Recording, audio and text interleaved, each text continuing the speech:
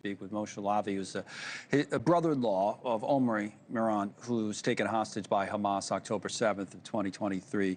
Moshe's been on this show a number of times, probably going back to shortly after we launched it in 2023, and we've had this conversation. And I can remember saying to you, I hope we have a conversation at some point that, you know, is at the end of this in happy terms and talking about reuniting. And I just wonder if we're getting closer to that today. I mean, what was your reaction when you heard what Hamas said?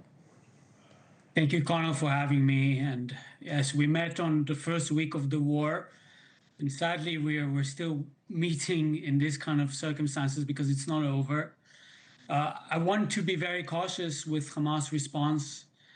I think it's too early to be enthusiastic about it because we've heard before there are yes, but responses, and this feels more of that.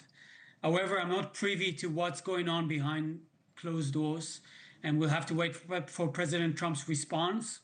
I'm sure we'll understand what's going on behind closed doors once that's out.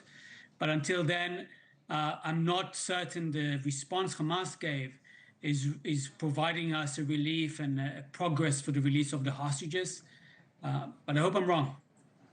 Bring us up to speed on what you know, if anything, about the status of your brother-in-law, Omri, that he, do you have reason to believe and hope that he's among those still alive, for example? We know Omri is still alive, is among those 20 hostages who are considered alive.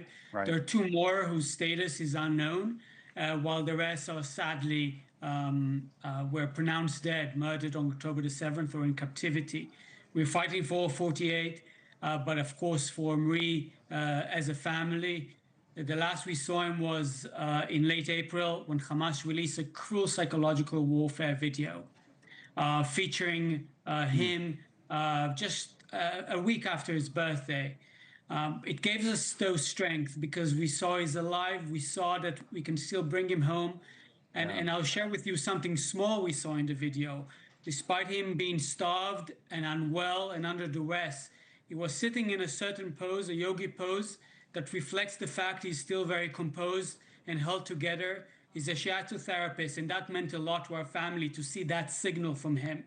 And I'm sure he's holding so strong, and we'll bring him home. I have no I'm certain about that. Isn't it amazing what family and friends can notice in a video like that? You know, when you know somebody so well and it gives you that message. I mean, what about the rest of your family? Do you know today what the reaction was? Similar to you, cautious?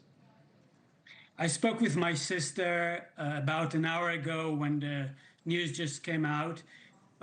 We, just like you said, we're cautious. We've learned from the past disappointments when different stakeholders are not providing a strictly yes answer to a proposal on the table. And we don't want to be disappointed again. But we know that we have to keep fighting, keep advocating, keep praying, and ensuring that Omri, his story remains on the spotlight. My sister will travel to Washington, D.C.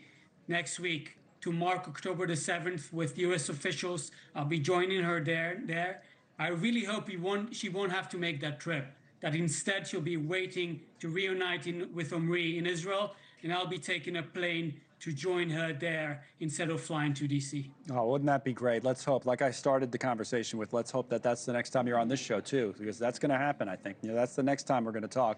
Moshe, you've been just a tireless advocate for your brother-in-law, and it's great to talk to you today with at least some hope. The caution I understand as well. Thank you for joining us. We'll talk again, hopefully.